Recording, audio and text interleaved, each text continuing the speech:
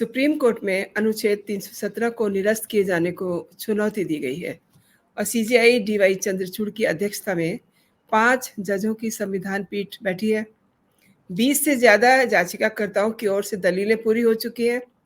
अब इस पर केंद्र सरकार ने अपना पक्ष रखना शुरू कर दिया है। सॉलिसिटर जनरल तुषार मेहता ने अदालत में जम्मू और कश्मीर के भारत में विलय का घटनाक्रम दोहराया है। उन्होंने ये कहा है कि अगर सरदार पटेल यानी कि जो देश के पहले गृह मंत्री थे उनकी चलती तो अनुच्छेद 317 के तहत जम्मू और कश्मीर को विशेष राज्य का दर्जा नहीं मिलता। पटेल को जेएनके को स्पेशल स्टेटस देने पर बहुत बड़ा ऐतराज था। केंद्र ने अपनी दलील में उसे आधार बनाया और मेहता ने अदालत में ये भी कहा कि जवाहरलाल नेहरू के करीबी गोपाल स्वामी अयंगर ने अनुच्छेद 317 की सीमा बढ़ाई और उन्होंने ऐसा नेहरू के कहने पे किया। अब ये कहानी बड़ी इंटरेस्टिंग है और आज का मेरा विषय भी यही है। तो दोस्तों, over to defence director mister केसी गुप्ता। आपका बहुत बहुत स्वागत है सर मेरे चैनल पे। धन्यवाद।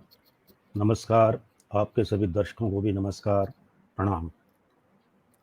सर, मैं आपसे ये समझना चाहती हूँ कि सरदार पटेल, जवाहरलाल नेहरू और उनके जो करीबी गोपाल स्वामी अयंगर, इनका 370 में क्या रोल रहा?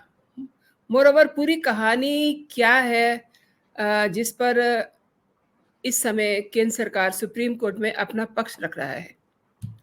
सर जी देखिए, अगर हम आर्टिकल 370 की बैकग्राउंड में जाएं कि किन परिस्थितियों में इसे संविधान में स्थान दिया गया, तो इसमें कुछ बातें साफ तौर पर सामने आती हैं।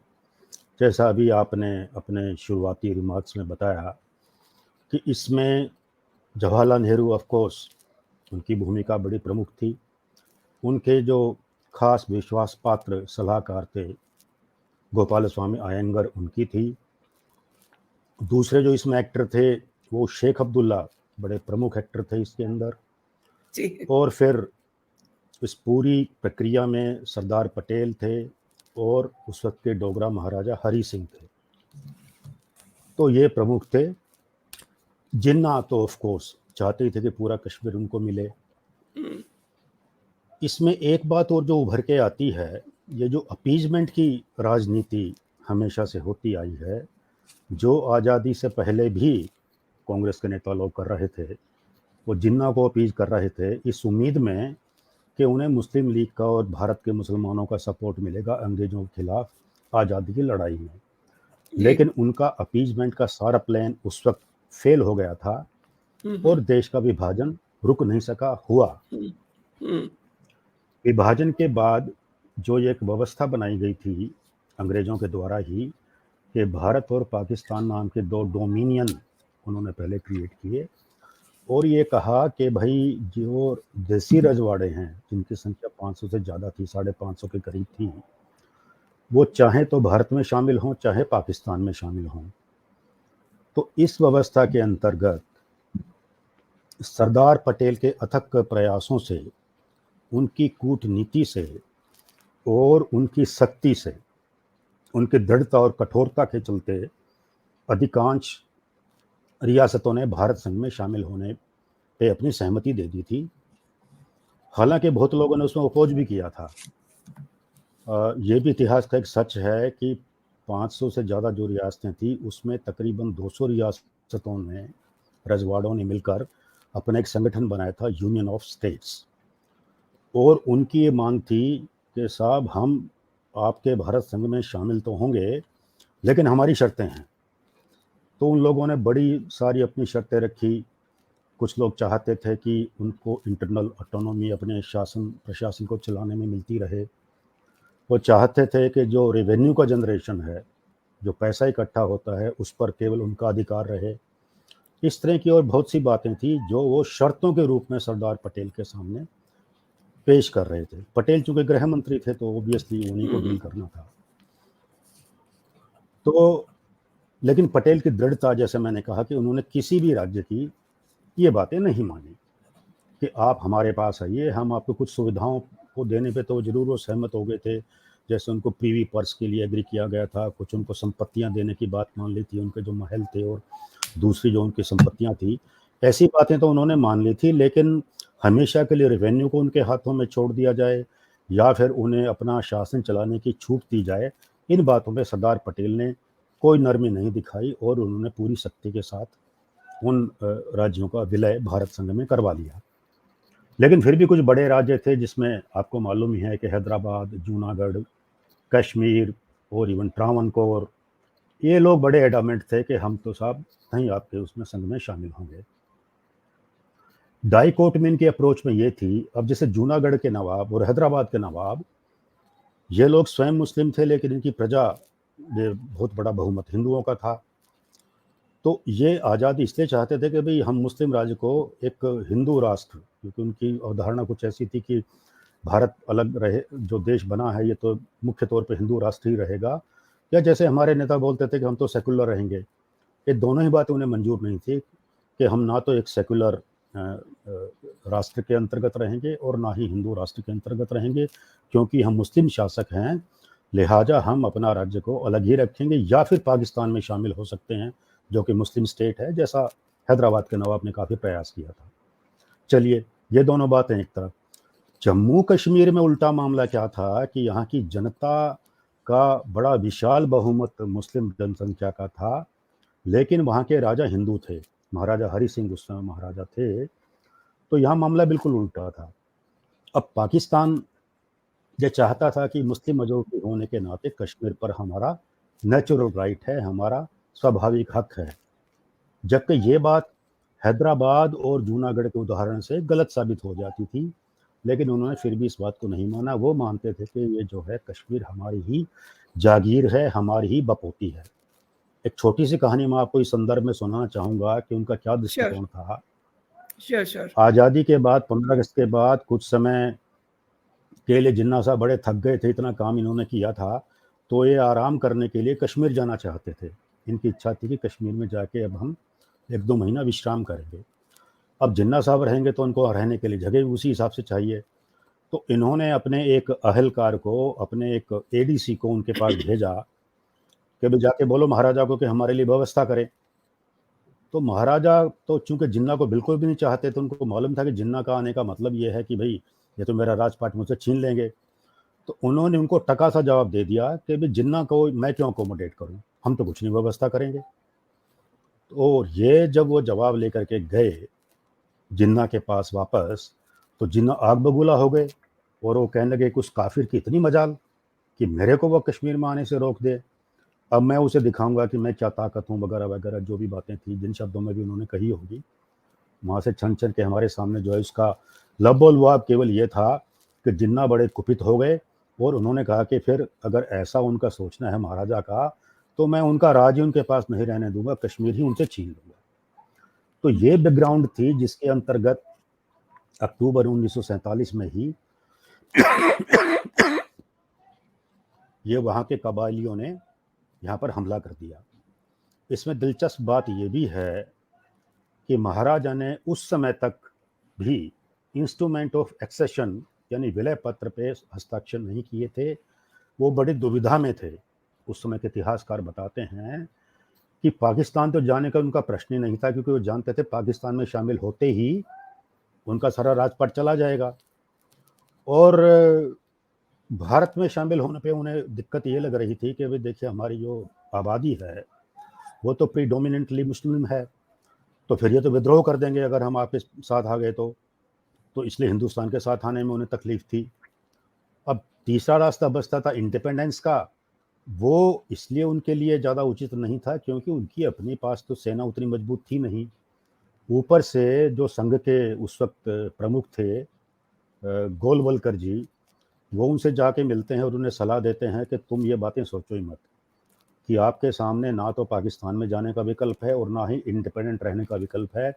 अगर आप इंडिपेंडेंट ही रहना चाहेंगे तो भी पाकिस्तान आपको टिकने नहीं देगा। तो इसलिए लिहाजा आपके हित में केवल यही है कि आप आएँ और भारत संघ को शामिल कर लें। आपके जो कंसर्न हैं, जो आपकी चिंताएँ हैं, वो मैं जाकर के अभी दिल्ली जाकर के गृह मंत्री सरदार पटेल से मिलूंगा और मैं उनको सारा एक्सप्लेन करूंगा। एक्चुअली सरदार पटेल के ही कहने से कश्मीर गए थे, 17 अक्टूबर की बातें हैं ये। उनसे महाराजा से बात करके 18 अक्टूबर को, 19 को वापस आके उन्होंने फिर पटेल को उसके बारे में ब्रीफिंग की। यानी उन्होंने भी प्रयास किया उनको परसुएड करने का कि आप शामिल हो जाओ। लेकिन कंपल्शन जो उनकी बनी वो ये बनी थी कि उसी अक्टूबर के महीने में कबायलियों ने जब आक्रमण कर दिया और भारत की फौजें वहाँ पे गई, क्योंकि महाराजा तो डिफेंड करने में काबिल नहीं थे, श्रीनगर से मात्र 20 किलोमीटर दूर थे। श्रीनगर के बाहर का जो बिजली घर था उस पर उन्होंने कब्जा कर लिया था और जो है पूरी बिजली उन्होंने गुल कर दी थी। और जब बड़ी घबराहट में, बड़ी पैनिक की अवस्था में उन्होंने संदेश भेजा कि हाँ जी मैं इस पे इंस्ट्रूमेंट पे साइन करने के लिए तैयार हूँ और आप आकर के हमें बचा लीजिए। तो तब हमारी फौजें गई। उसमें भी खैर 2 दिन का विलंब हो गया, वो कुछ और कहानी है कि नेहरू जी ने कुछ टेक्निकलिटीज उसमें लगा दी थी उसकी वजह से। बहरहाल 11th आवर पे आखिरी क्षण में हमारी फौजें वहाँ पर पहुँच गई और उन्होंने कबायलियों के विरुद्ध मोर्चा संभाल लिया और उन्होंने उनको पीछे धकेलना शुरू कर दिया। अब ये भी एक इतिहास का सच है कि जब वो जीतते जा रहे थे उस वक्त फिर किस तरह से हमारे तत्कालीन प्रधानमंत्री मामले को संयुक्त राष्ट्र में ले गए और युद्ध विराम की घोषणा कर दी, वो एक अलग कहानी है। बहरहाल इतना सब जब हो गया, अब जिन्ना के लिए ये बड़ी अप्रत्याशित चीज़ थी। तो इस सब के बाद वो नेहरू जी को बुलाते हैं कि भाई आइए आप लाहौर आइए और हम कश्मीर के मुद्दे पे बातचीत करते हैं, कोई हल निकालते हैं इसको। तो उस वक्त जो है ये बड़ी अजीब स्थिति थी। वो पहले हमला करे, भारत की फौजों ने उसे पीछे धकेल दिया, अब उनसे बातचीत के लिए हम जाएं। सरदार पटेल को ये बात बिल्कुल भी मंजूर नहीं थी और नेहरू जी कहीं चले ना जाएं, वो जानते थे। उनकी चाबी महात्मा गांधी के पास थी। उन्होंने उनसे जाके फरियाद की कि साहब इसको रोकिए, ये तो बड़े हमारे लिए एम्बेरसिंग हो जाएगा। फिर गांधी जी ने मेनन को, पटेल को, नेहरू को बुला के उनसे बातचीत की और उनको इस बात के लिए राजी किया कि आपको वहाँ पे नहीं जाना चाहिए। और फिर ये फैसला इन लोगों ने किया सरकार में। ये तो गांधी से तो इनफॉर्मल डिस्कशन था, सरकार में बैठ के फैसला किया कि ये नेहरू जी लाहौर नहीं जाएंगे क्योंकि उन्हें बुखार है। एक डिप्लोमेटिक निकला गया अच्छा। कि भाई आपको तो बड़ा बुखार है, तो ट्रैवल नहीं कर सकते। यानी साफ साफ जी। बात करने की हिम्मत उन लोगों ने नहीं दिखाई और कहा कि हम इससे नहीं जाएंगे, इससे माउंटबेटन ही चले जाएं। ऐसा उन्होंने उस वक्त फैसला किया। बहरहाल अब बात आती है जो विधानसभा की जो डिलिब्रेशन जो चल रही थी, जो बातचीत हो रही थी, उस समय जम्मू कश्मीर को विशेष दर्जा देने की, क्योंकि ये महाराजा खुद चाहते थे और वो इसलिए चाहते थे कि उनकी चिंता थी कि उनकी जो जनसंख्या बहुमत है, बहुत बड़ा उनकी जो मेजॉरिटी है वो मुसलमानों की है। अगर उनको स्पेशल कोई राइट्स नहीं दिए जाएंगे तो वो बगावत कर देंगे और ये फिर ना तो भारत के लिए अच्छा होगा ना उनके लिए अच्छा होगा। तो इस करके उनकी इन चिंताओं के चलते उन्होंने कुछ शर्तें रखी थी और उन शर्तों पे अब चर्चा होने का समय आ गया था जब संविधान आप बना रहे थे। दूसरा इसका फैक्टर ये था कि शेख अब्दुल्ला जो उस वक्त कश्मीर के, खासकर कश्मीर घाटी के बहुत ही बड़े नेता थे, उनका बहुत डंका बजता था और कश्मीरी मुसलमानों का बहुत बड़ा बहुमत उनके पक्ष में था। ये तो गनीमत ये है, डेस्टिनी अपना रोल कैसे प्ले करती है कि उनका जिन्ना के साथ 36 का आंकड़ा था। जिन्ना से उनकी बिल्कुल नहीं बनती थी, क्योंकि 2 स्ट्रॉन्ग पर्सनैलिटीज़ की बननी ज़रा मुश्किल ही होती है। जिन्ना अपने आप में बहुत स्ट्रॉन्ग पर्सनैलिटी थी और ऐसे शेख अब्दुल्ला भी। तो इन दोनों के नहीं बनने की, इनकी आपस में नहीं जो बनती थी, ये भी एक वजह था कि कश्मीर जो है पाकिस्तान में नहीं गया, नहीं शामिल हुआ। क्योंकि शेख अब्दुल्ला ये तो नहीं चाहते थे कि हम पाकिस्तान में हों, उनका भी ख्वाब यही था कि हम कश्मीर को एक आज़ाद रियासत बनाएं। वो खुद को सदर रियासत के रूप में देखना चाहते थे। उनको ये इस बात का भरोसा था कि महाराजा को तो हम कभी भी हटा देंगे क्योंकि इनके साथ तो कोई बहुमत, जनमत है ही नहीं। खैर, जब उनको नज़र आया कि इंडिपेंडेंस तो आपकी संभव नहीं है, क्योंकि इन दैट केस पाकिस्तान भी इस बात को पसंद नहीं करेगा और भारत भी नहीं करेगा, तो ये उनको ख्वाब अपना लगता था कि पूरा होना मुश्किल है। और फिर चूंकि नेहरू से उनके बड़े दोस्ताना संबंध थे, भाई जैसे, तो नेहरू जी से उनको यह आश्वासन मिला था कि आप ये पाकिस्तान में जाने वाली बात को न करें, हम आपको यहीं पर रह करके बहुत से विशेष अधिकार देंगे। तो जम्मू कश्मीर को विशेष दर्जा मिलने का ऐतिहासिक बैकग्राउंड ये है कि खुद महाराजा की चिंता और इसका अपना शेख अब्दुल्ला का आग्रह है और उसके ऊपर जवाहरलाल नेहरू का दिया गया आश्वासन। तो जी। उन्होंने शेख अब्दुल्ला को उनसे तो हस्ताक्षर करवा लिए थे आपके महाराजा से, अब रह गए हुँ, अब्दुल्ला, तो उनको उन्होंने बुला करके कांग्रेस के नेताओं ने एक मीटिंग की और उसमें बहुत से मुख्य बिंदुओं पर उनकी सहमति हो गई कि हाँ साहब, आपके लिए हम ये विशेष अधिकार आपको देंगे, ये विशेष रियायतें आपको देंगे, आपकी स्थिति देश के बाकी राज्यों से इन मामलों में अलग रहेगी। उसका एक पूरा उन्होंने उनसे सहमति ले ली, सहमति पत्र वहाँ पे बन गया। जी। अब जब कॉन्स्टिट्यूशन इस चीज़ को जब कार्य रूप देने के लिए संविधान सभा के सामने जो ये प्रस्ताव जाना था, तो उसका एक ड्राफ्ट पहले तैयार किया गया था इनके द्वारा ही, जो आपका जो सहमति हुई थी शेख अब्दुल्ला के साथ, उसके आधार पे उसको एक ड्राफ्ट बना दिया कि साहब ये ड्राफ्ट हमारा जो आर्टिकल है ये संविधान सभा के सामने जाएगा। लेकिन इस बीच में क्या हुआ कि नेहरू जी चले गए अमेरिका और ये जो थे आयंगर साहब, ये कभी जम्मू कश्मीर के प्रधानमंत्री भी रहे थे, इन्होंने वो ड्राफ्ट जो है चेंज करके अपने हिसाब से बना दिया, जिसमें जो सहमति इनकी शेख अब्दुल्ला के साथ मीटिंग में हुई थी कांग्रेस के नेताओं की, उससे कहीं आगे बढ़कर ज़्यादा अधिकार उन्होंने जम्मू कश्मीर को देने की बात उसमें लिख दी। इनिशियली ये था आर्टिकल 306 ए, 370 नंबर इसको बाद में दिया गया। जब ये संविधान सभा के सामने गए आर्टिकल 306 ए के रूप में, तो उसमें जी। बहुत सारी ऐसी बातें थी जो शेख अब्दुल्ला के साथ जो उनकी सहमति हुई थी उससे आगे बढ़कर थी। बहरहाल वो वहाँ पे आ गया संविधान सभा में।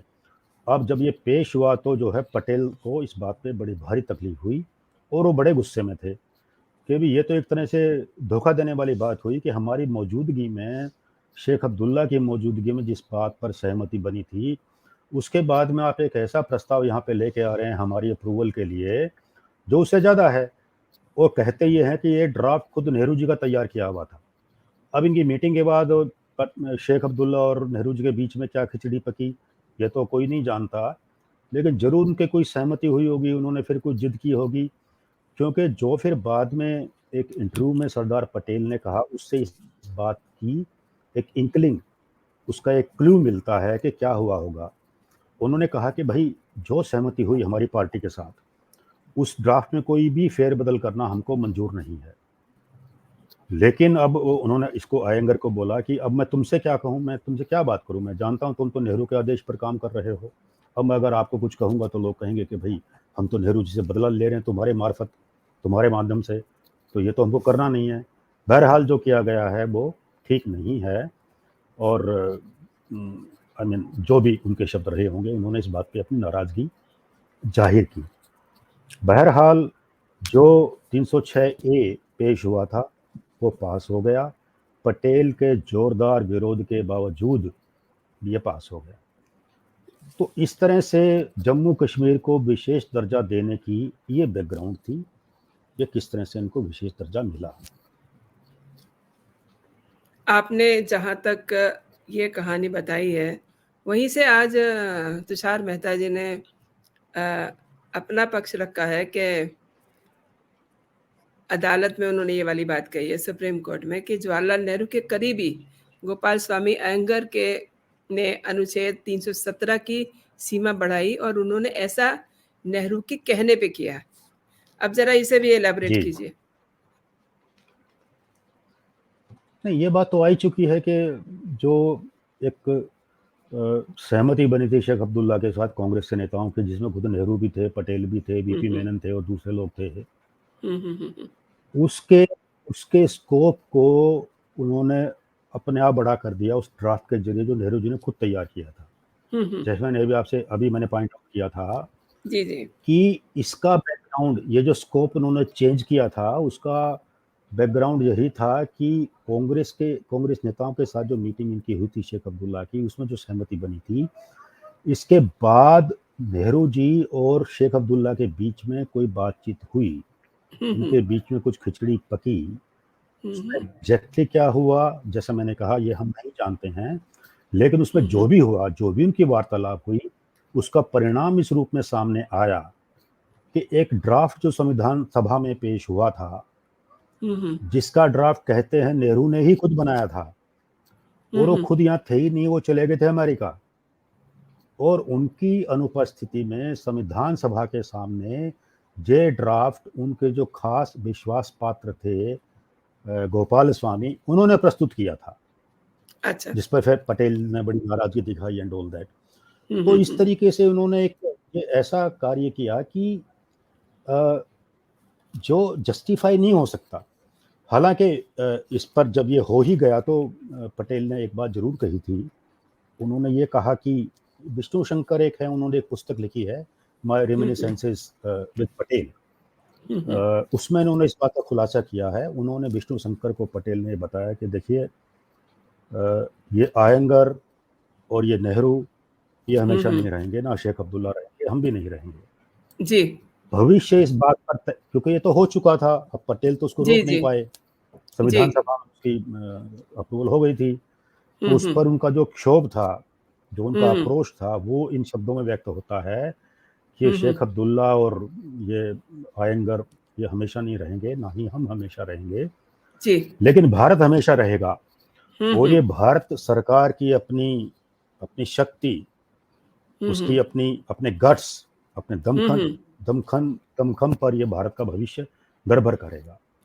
और आगे वो उन्होंने ये भी कहा कि अगर हमें अपनी ताकत पर भरोसा नहीं, मतलब वो हिंट दे रहे थे कि अभी बाद में हम इसको ठीक कर लेंगे, हाँ या हाँ भारत हाँ में हाँ जो आगे आने वाले कर्णधार है वो ठीक कर लेंगे। जी। इस बात की ओर सरदार पटेल इन शब्दों में साफ तौर पे इशारा कर रहे थे, और उन्होंने ये कहा कि अगर हमारे अंदर अपनी ताकत पे भरोसा नहीं है, अगर भारत सरकार को अपनी ताकत पर भरोसा नहीं होगा, तो फिर हमें एक राष्ट्र के रूप में जिंदा रहने का अधिकार नहीं है। जी we ji ji don't ji deserve to exist as a nation. इतने जी सख्त जी शब्द उन्होंने कहे थे। तो उनके इस इंटरव्यू से एक बात तो जाहिर होती है कि एक तो जो हुआ उस पर उनका बस नहीं था, जी जैसा अभी कहा कि वो किसी और के कहने पे हुआ था, लेकिन उन्होंने आशा नहीं छोड़ी थी भविष्य को लेकर के। उन्होंने कहा था कि अगर हम एक नेशन के तौर पे डिजर्व करते हैं एक राष्ट्र के रूप में जिंदा रहना, तो इस स्थिति को ठीक किया जा सकेगा। और ये जो लोग जिन्होंने अपने रोल एडवर्स आज प्ले कर दी हैं, ये इस तरह की बातें करके, इस तरह का प्रस्ताव पास करके, तो ये हमेशा नहीं रहेंगे। और आशा ये है कि आने वाले दिनों में इस एनोमली को इस विसंगति को ठीक कर लिया जाएगा। ये पटेल की अपनी उम्मीद थी, उनकी सोच थी, और उनको ये आशा थी, जिसको जो ये कि आज किया फिर गया। बाद में देखिए सरकार ने किया है। हाँ, सरकार ने किया, लेकिन उसके हाँ, इन्होंने उसके किया। उस पर भी अब जो है कुछ जो देश विरोधी ताकतें हैं, उनको ये पच नहीं रहा सर, उनको ये पच नहीं रहा कि ये ऐसा हो गया है। तो इस पे भी मैं आपकी तरफ से एक नोट चाहती हूँ कि ऐसा मतलब क्यों हो रहा है? क्योंकि देखिए जो सीनियर एडवोकेट हैं एससी मेहता, उन्होंने भी ये कहा कि राज्यों मतलब जो सियासतों का भारत में शामिल होना, उन्होंने 1947 की बात की है कि उस समय के जो ऑर्डर के सेक्शन 6 के तहत हुआ था, इसमें ये निश्चित करना था कि भारत में शामिल होते वक़्त सभी की स्थिति समान हो जाएगी। और आज अब देखिए पॉलिटिक्स हो रही है इस पे। देखिए, विलय के लिए जो इन्होंने पत्र बनाया था, जी, इंस्ट्रूमेंट ऑफ एक्सेशन, उसका एक स्टैंडर्ड फॉर्मेट था, जी, यानी सबके लिए समान था। जी। एक फॉर्मेट बना दिया पटेल के हुँ, आदेश हुँ। पे, हुँ, हुँ, हुँ। और कहा कि भाई इस पे साइन करिए। हुँ, हुँ।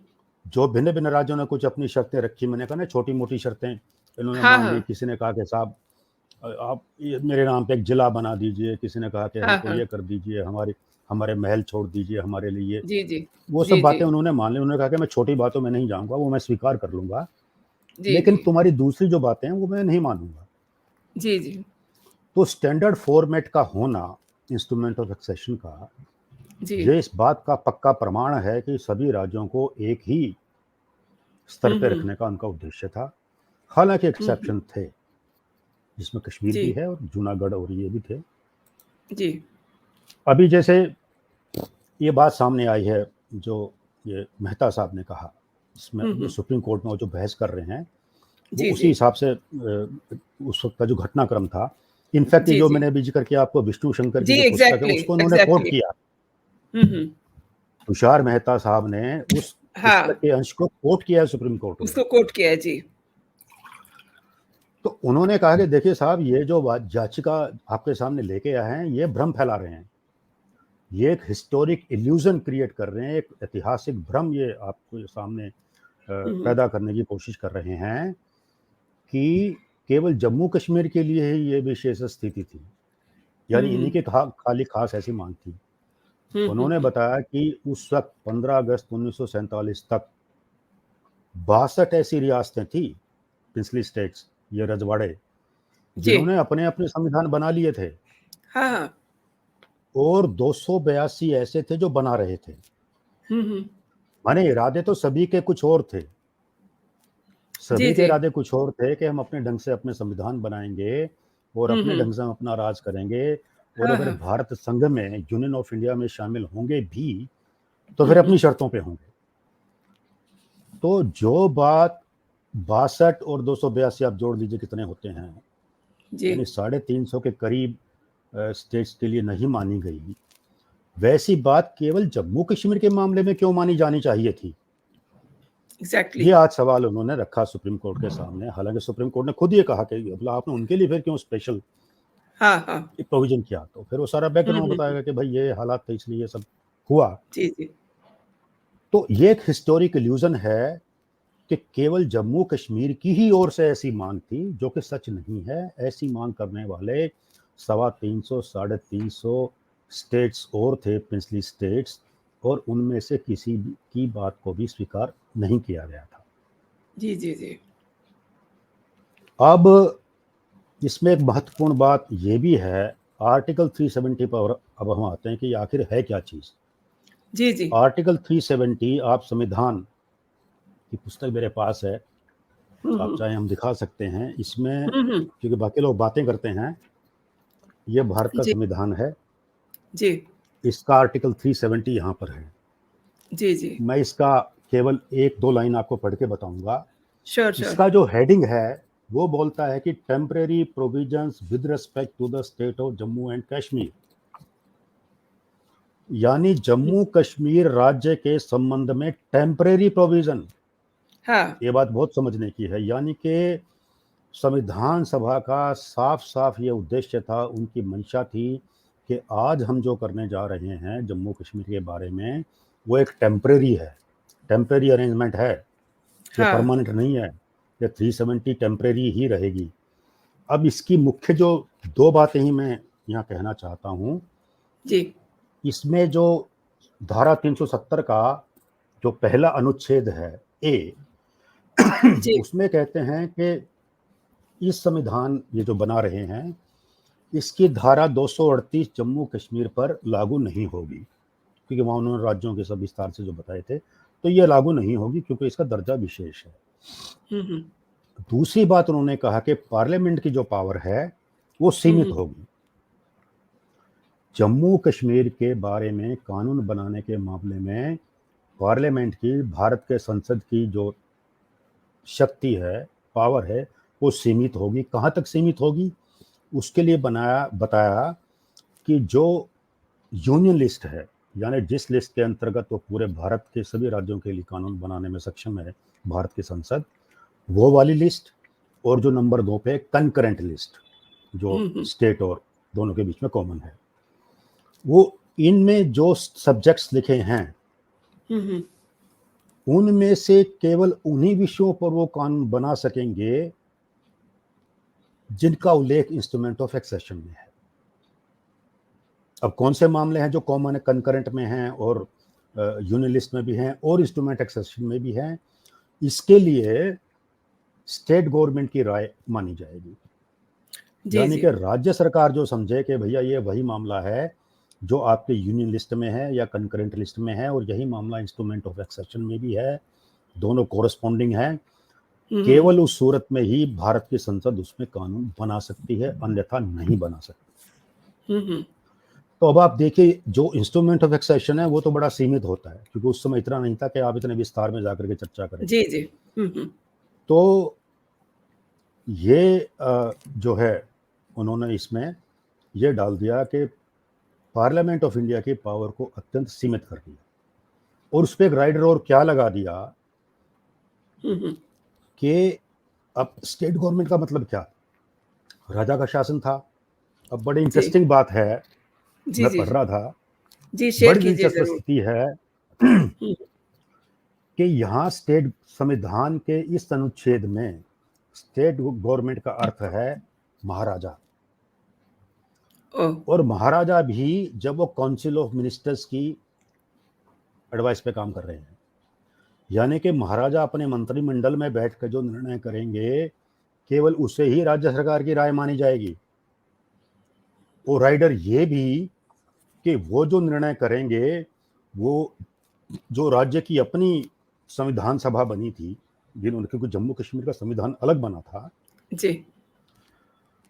जैसे बनाया तो औरों ने भी था 350 लोगों ने, हाँ सब हाँ, बिल्कुल 350 बिल्कुल सही कह राज्यों ने, रहे हैं। उनकी नहीं मानी गई। हाँ लेकिन जी। जम्मू कश्मीर का जो अपनी संविधान बनाने के लिए जो संविधान सभा बनी थी हम्म उसकी सहमति भी हो। हम्म अब देखिए कितने बड़े राइडर लगा दिए कि ऐसा विषय जो भारत के संविधान के यूनियन लिस्ट में है या उनकी कंकरेंट लिस्ट में है, हम्म वही जो है उनकी महाराजा और काउंसिल ऑफ मिनिस्टर्स की राय में इंस्ट्रूमेंट ऑफ एक्सेशन में भी है, वो उसको करें पास, और वहाँ की यानी कि जम्मू कश्मीर की संविधान सभा भी उसमें अपनी सिफारिश दे, तब जा करके भारत के संसद को उसके बारे में कोई जी। कानून बनाने की परमिशन होगी, अन्यथा नहीं होगी। तो ये इतना खतरनाक था कि इसके अंतर्गत तो ऐसा था केवल बराए नाम जम्मू कश्मीर को कानूनी तौर पे केवल बराए नाम भारत के साथ रहना था, और बाकी तमाम मामलों में, लगभग सभी मामलों में, ये रक्षा वगैरह को छोड़ के, क्योंकि उनके पास फौज नहीं थी, शेख अब्दुल्ला का जो ख्याल एग्जैक्टली यही था कि मैं फॉर ऑल प्रैक्टिकल पर्पजेज यहाँ का सदर रियासत बनूं, यहाँ का राजा या नवाब जो भी उसे नाम दो, सुल्तान में बना रहूं, केवल बाहरी हमलों से जब डील करना पड़े, कल को पाकिस्तान ना चढ़ाई कर दे, कोई और देश ना कर दे, अफगानिस्तान से सीमाएं उनकी लगती थी, तो केवल उस केस में भारत सरकार जो आके हमारी मदद करे, वो हमारे बिहाफ पे हमारे युद्ध लड़े, बाकी लगभग तमाम मामलों में सारी पावर हमारे पास हो, ऐसा उनका ख्वाब था। और उसी आधार पे बड़े घुमा फिरा करके बड़ी कॉम्प्लिकेटेड भाषा में, मैं ये पूरा पढ़ूंगा तो बड़ा मुश्किल लगेगा, सुनने में जिस्ट भी में और बताइए, समझने में तो और जिस्ट भी में। मुश्किल। जी अभी मैंने आपको बता दिया, जी। इसकी लैंग्वेज में बता रहा हूँ जो इन्होंने इतना कहते हैं काउस्ट इन so many legalities and technicalities में जो बात रखी है, जी लबोलवाब उनका यही था जो मैंने अभी आपको बताया जी कि लगभग सारी स्वायत्त ऑटोनॉमी उनके पास रहे, जी जी। और ऐसे मामलों में फौजी जैसे मामलों में भारत सरकार उसकी जिम्मेदारी उठाए, ऐसा था। मतलब केवल संसद के को जो पावर थी वो अत्यंत सीमित थी। लेकिन एक और मजे की बात यह है, हम आर्टिकल 370 का आमतौर पर मतलब निकाल लेते हैं कि भाई आप कश्मीर में जमीन नहीं खरीद सकते थे, ये नहीं कर हाँ सकते थे, हाँ। वो तो एक पहलू था। मैं जो आपको जी बता रहा हूँ वो पूरा जी। आर्टिकल 370 जो है, मतलब जमीन जायदाद तो एक तरफ, वो तो है ही है, उसके जी। अलावा भी भारत की संसद किसी भी उस मामले में कानून नहीं बना सकती थी जो इस तरह से कवर ना होते हों। यानी कि जो हमारी यूनियन लिस्ट में वहाँ पर तो हैं, इंस्ट्रूमेंट एक्सेशन में भी होने चाहिए वो, उस पर स्टेट गवर्नमेंट की भी सहमति होनी चाहिए, उस पर जम्मू कश्मीर की कॉन्स्टिट्यूएंट असेंबली की भी सहमति होनी चाहिए, केवल उस सूरत में भारत की संसद कानून बना सकेगी, अन्यथा नहीं। ये उसका मतलब था। लेकिन जो दिलचस्प बात जो मैं बताने जा रहा हूँ वो ये है कि धारा 370 की जो उपधारा 3, जी। उपधारा 3 बड़े साफ तौर पे कहती है कि notwithstanding anything in the foregoing provisions of this article, the President may, by public notification, declare that this article shall cease to be operative or shall be operative only with such exceptions and modifications and from such date as he may specify। यानी कि इसमें भारत के राष्ट्रपति को पूरी ये शक्ति दी गई है कि वो एक केवल नोटिफिकेशन निकाल करके कह दें या आदेश कर दें कि भाई इस आर्टिकल को, यानी आर्टिकल 370 अब ऑपरेटिव नहीं रहेगी, या ऐसे संशोधनों के साथ ऑपरेटिव रहेगी, फलानी तारीख से रहेगी, जो वो अपने आदेश में लिखें। इसी का उपयोग करते हुए अभी जो मोदी की सरकार ने 5 अगस्त 2019 को जो नोटिफिकेशन जारी किया वो इसी के अंतर्गत किया है। जी लेकिन जी इसमें एक और एग्जैक्टली। पेंच था, पेंच के ऊपर इसमें पेंच ये लिख दिया साथ में provision provided that the recommendation of the Constituent Assembly of the state referred to in clause 2 shall be necessary before the president issues such a notification। यानी कि भारत के राष्ट्रपति ये नोटिफिकेशन जारी करें उससे पहले जरूरी है कि वो जो उनकी कंस्टिट्यूएंट असेंबली है जम्मू कश्मीर की वो इस पे अपनी सिफारिशें दें। अब आप इससे क्या समझते हैं? अब हम समअप करें सारे डिस्कशन को। एक तो ये बात कि भाई किस मामलों में पार्लियामेंट कानून बना सकती है, इसके लिए आपको चाहिए स्टेट गवर्नमेंट, जिसका मतलब महाराजा। तो भाई महाराजा तो रहे नहीं, अब किससे पूछने की जरूरत रहे नहीं है। नहीं, राजे रजवाड़े नंबर तब एक, रहे नहीं। इंक्लूडिंग जम्मू कश्मीर के नहीं रहे। आज वो थोड़े जी महाराजा हैं, ना जी। डॉक्टर करण सिंह थे, ना कभी उनका राज्याभिषेक हुआ था शुरू में, पर उसके बाद वो नहीं रहे। अब ना उनके जी बेटे हैं, तो संभव नहीं है, वो संस्था ही खत्म हो गई, उसकी जगह पे दूसरी इलेक्टेड संस्था आ गई। इसके अलावा जो कंस्टिट्यूएंट असेंबली जम्मू कश्मीर की जिसकी बात हो रही है वो भी अस्तित्व में नहीं है, वो अपना काम करके खत्म हो गई, तो आज तो कोई है नहीं। तो प्रेसिडेंट ये आदेश पारित करने से पहले कौन सी कंस्टिट्यूएंट असेंबली की राय लेने के लिए जाएंगे? एग्जैक्टली। जो बॉडी अस्तित्व में है ही नहीं, तो उसकी राय लेने का सवाल ही नहीं उठता। तो इसीलिए कानूनविदों का एक ये राय है कि ये जो प्रोविजो दिया है, सब ये जो उपधारा 3 यानी जी आर्टिकल 370 की क्लोज 3 में जो ये प्रोविजन दे दिया है कि वो कंस्टिट्यूएंट असेंबली की सिफारिश लेंगे, वो तो संभव ही नहीं है। लिहाजा वो जो प्रोविजो है वो इनइफेक्टिव हो गया है, नल एंड वॉइड हो गया है। और ऐसी स्थिति में भारत के राष्ट्रपति सक्षम हैं, पूरी तरह से पावर उनके हाथों में है कि वो जब चाहें, जब उनको ठीक लगे। और उनको ठीक कब लगेगा?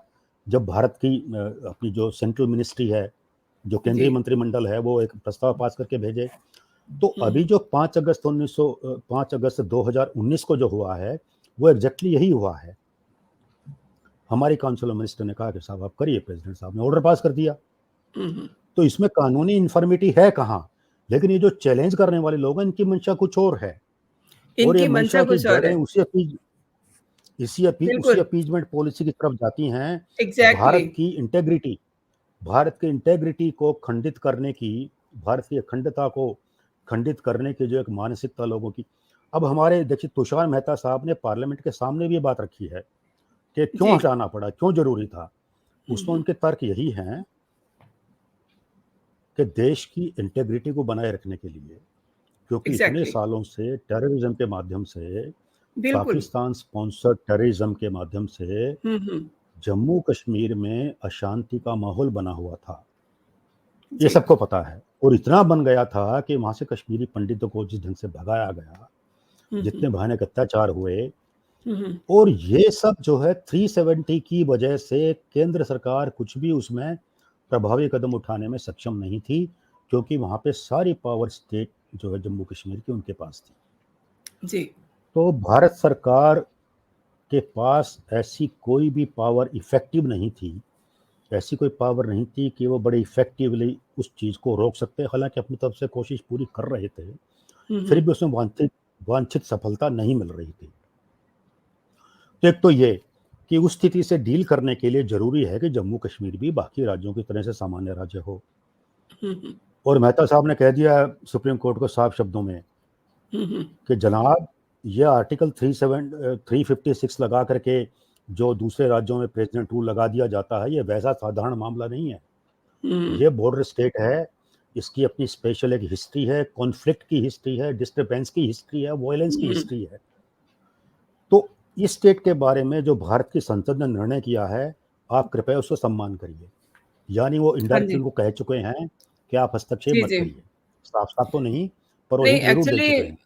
डीवाई चंद्रचूड़ ने भी ये कहा है कि जब तक हम स्वीकार नहीं करते कि आर्टिकल 370 2019 तक अस्तित्व में था, ठीक है, हम्म, संसद के अधिकार क्षेत्र में कोई रोक नहीं होगी। अब वो तो जी हो गया ना एक बार। हाँ। अब जो खिचड़ियाँ नेहरू ने पकाई हुई थी उस समय, अब उन्हीं के परिवार के लोग सोच रहे हैं कि हम उसमें तड़का लगा के उसे खाते जाएँ, है ना? कब तक करेंगे? तो कब तक करेंगे? ऑब्वियसली कब तक करेंगे?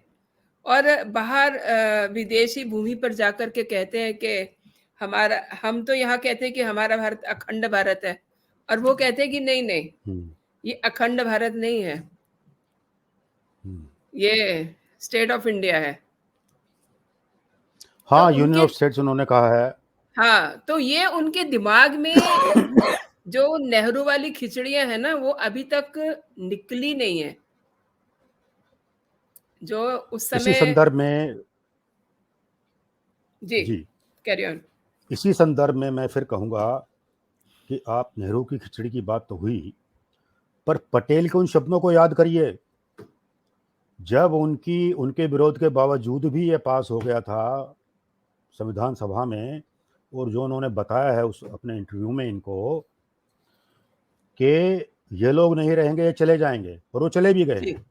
जी, जी, लेकिन अगर सभी को जाना है। भारत देश में और भारत की सरकार में अगर ये गट्स होंगे, उनको आत्मविश्वास होगा, उनको अपनी ताकत में भरोसा होगा, हुँ, हुँ, तो स्थिति बदलेगी। और तो बदली, मोदी सरकार ने यही तो किया है, क्योंकि अब से और पहले जो बद सरकारें थी, स्थिति वाक़ई बदली, उनमें इतनी ताकत नहीं थी। ताकत नहीं थी। उनमें वो वाक़ई ताकत नहीं थी, उनके अंदर वो कॉन्फिडेंस नहीं था। उनको बिल्कुल। लगता था कि अगर ऐसा कोई भी काम किया गया, पहले तो इच्छा ही नहीं थी। अगर हाँ, कोई हाँ। सोचता भी तो साथ में काउंटर तर्क ये दिया जाता था कि साहब आग लग हुँ, जाएगी जम्मू कश्मीर में। महबूबा मुफ्ती बोलती थी कि अगर 370 को छेड़ा गया, तो कश्मीर में भारत का झंडा उठाने वाला एक एक भी आदमी नहीं मिलेगा। वीपी सिंह जब प्रधानमंत्री थे, क्योंकि उसमें उनकी सरकार में ये जनसंघ भी शामिल थी, भारतीय जनता पार्टी भी शामिल थी, और जब हुँ, उनसे सवाल किया गया, संसद में किसी एमपी ने सवाल उठाया, तो वीपी सिंह ने बड़ा कैटेगोरिकली कहा था, मुझे याद है अभी भी उनका वो उत्तर। उन्होंने कहा था, we stand committed to article 370, हुँ, हम हुँ, पूरी तरह से प्रतिबद्ध हैं। हुँ, हुँ। तो हमारे जो सत्ताधीश रहे तब से, उन सबकी मानसिकता ये थी कि ये आर्टिकल 370 तो बड़ा भाई सैक्रोसैंक्ट है, बड़ा पवित्र गाय है, इसको तो हाथ नहीं लगा सकते आप। हाथ लगा दिया तो आग लग जाएगी। कश्मीर में क्या यहाँ आग लग जाएगी? और तो और सांप्रदायिकरण की इंतहा देखिए आप। जहाँ तक माना जाता रहा है कि अगर आर्टिकल 370 से छेड़छाड़ की, यानी हटाना तो बड़ी बात है, केवल छेड़छाड़ भर की, उसको डाइल्यूट किया, तो कश्मीर शेष भारत में भी मुसलमान इसे स्वीकार नहीं करेंगे। यानी कुछ कि नहीं हुआ। 370 को कुछ नहीं सीधे-सीधे हुआ, संप्रदाय। सिर्फ़ और सिर्फ़ जो देश के विरोधी ताकतें हैं, कहिए कि जो एंटी नेशन जो अ, कंपनियाँ खड़ी हो गई हैं, केवल उन्हीं का विरोध आ रहा है। देखिए, ये मैं कहूँगा फिर मोदी सरकार की वो ताकत दिखाती है जिसकी बात सरदार पटेल ने की थी। बिल्कुल, अगर ताकत है, अगर कॉन्फिडेंस है, ताकत तो है ही है, फिर ताकत में कॉन्फिडेंस भी चाहिए। तो मोदी सरकार ने 2019 में ये बात जो है दिखा दी है। दिखा यानी दी। पटेल के हुँ, उन शब्दों को सच और सार्थक करके दिखाया इन्होंने। दम होना बिल्कुल, चाहिए, कैसे क्या हो दम जाएगा? अब देख लिए क्या हुआ? अब देखिए दम है तो कर लिया ना उन्होंने। अब ये बिल्कुल ढोल कर लिया। पीटते रहे। अब ये जो पीटते रहे, और टाइम फिर जैसे वेस्ट, मैंने कहा कि मेरी विनम्र समझ में तो सुप्रीम कोर्ट भी इसके खिलाफ नहीं जा सकेगा। जो भी आर्टिकल नहीं, नहीं, 370 का मैंने आपको तीसरा बिल्कुल, अनुच्छेद बिल्कुल। पढ़ के सुनाया है, और उसकी जी, जो जी, मैं समझता हूँ, मेरा जो विनम्र जो मेरी अंडरस्टैंडिंग है, उसके हिसाब से जी, सुप्रीम कोर्ट खिलाफ नहीं जा सकेगा। ये मोदी सरकार का फैसला इनको अपहोल्ड करना ही पड़ेगा। करना पड़ेगा। जी। नहीं, अभी अभी 2-3 दिन पहले एक और याचिका आ गई थी, तो उसपे सीजेआई ने ये कहा था कि हमारा टाइम क्यों वेस्ट कर रहे हैं आप? आप रोज़ कुछ ना कुछ नया ले हुँ। आते हैं। जो जो हम कर रहे हैं वो क्या सफिशिएंट नहीं है? तो उसका एक मैसेज था ना कि वो अब इस पे क्या होने वाला है। हाँ, इस पे उनका जो रवैया भी है, जो जिस तरह के हाँ। सवाल वो लोग कर रहे हैं, बेंच जो है, हुँ, हुँ, उससे हुँ। ऐसा ही लग रहा है कि वो भी कोई इस कदम के खिलाफ नज़र नहीं आते हैं। मतलब उनके नहीं, उनके जो सवाल हैं, उससे ऐसा ज़ाहिर होता है जी। कि वो इस कदम के खिलाफ नहीं हैं। हुँ, हुँ। बाकी तो जो फैसला आएगा तब देखा जाएगा किन हाँ, शब्दों में वो तो लिखते हैं, क्या बाकी जो लिखते हैं। फ़ैसला आखिर आएगा वो तो हुँ, जी। आखिर 5 जज हैं, उसमें जस्टिस संजीव हाँ, खन्ना हाँ। हैं, आपके गवई साहब हैं और जी, जी। और लोग हैं जो चंद्रचूड़ जी के अलावा। तो जो जी, जी। फैसला आएगा वो तो उसमें पता चलेगा, लेकिन अभी तक के जो आसार हैं इस बहस को देखते हुए, वो हुँ, यही हुँ। लगते हैं कि ये जो सरकार का फैसला है 370 हटाने का, ये जुडिशियल रिव्यू में भी खरा उतरेगा। Thank you so much sir, आपने मेरे शो में हिस्सा लिया और मेरे दर्शकों जी, को इतनी बेहतरीन जानकारी दी और वो भी बहुत आसान शब्दों में। बहुत-बहुत धन्यवाद आपका। जी। धन्यवाद। Thank you. नमस्कार। वेलकम।